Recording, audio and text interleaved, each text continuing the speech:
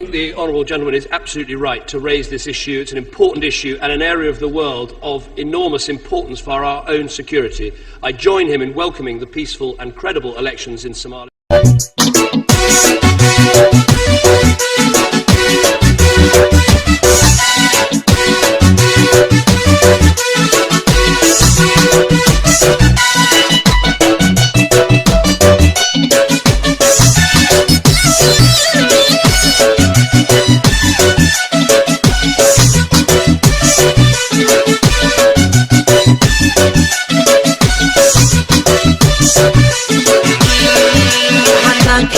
dowladnimo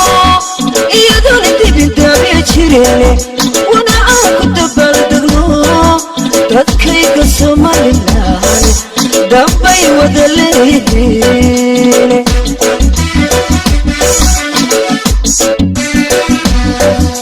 dareenkay muujiyamba dunidu wadaya bato dunidii way shiraaqatee duraatana hogaamiyey tisharad kaga tago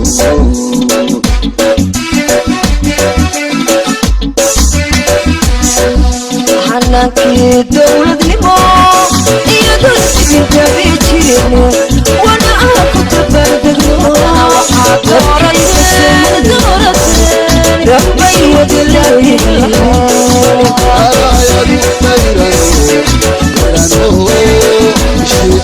dareenkay muujiyamba dunidu way shiraaqatee duraatana hogaamiyey tisharad kaga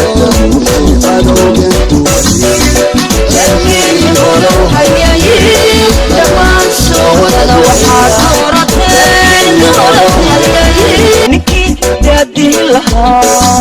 alayadu dayrano bishii adowga duwani haddana waxaad doorateen ninkii daadin lahaa alayadu dayrano bishii adowga duwani dalkeeni hore hayaaye dhammaan soo wada duceeya dalkeeni hore hayaaye dhammaan soo wada duceeya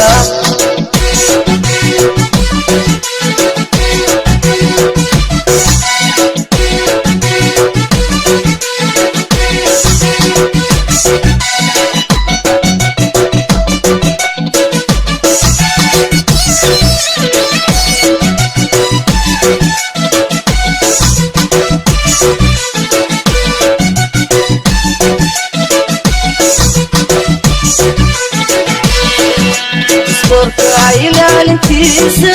iyadoo daacad laga yahay codbixin loo wada dareeyo dadkayga Somaliland dabcigan waa wada walaala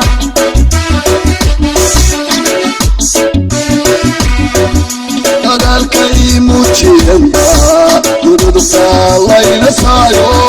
dayicii wuu soo baxee dambaysana waan arkaa wanaag soo daahiro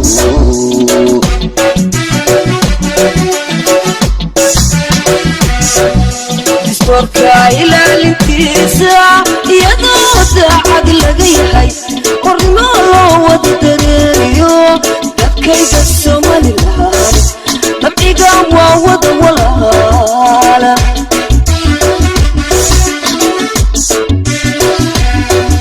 dareenkay muujiyamba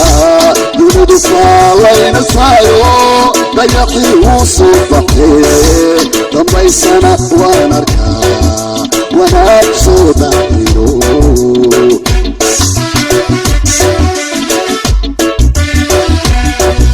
haddana waxaad doorateen ninkii daadin lahaa alayadu dayrano bishii adowga duwani haddana waxaad doorateen ninkii daadin lahaa alayadu dayrano bishii adowga duwani dalkeeni hore hayaaye dhammaan soo wada duceeya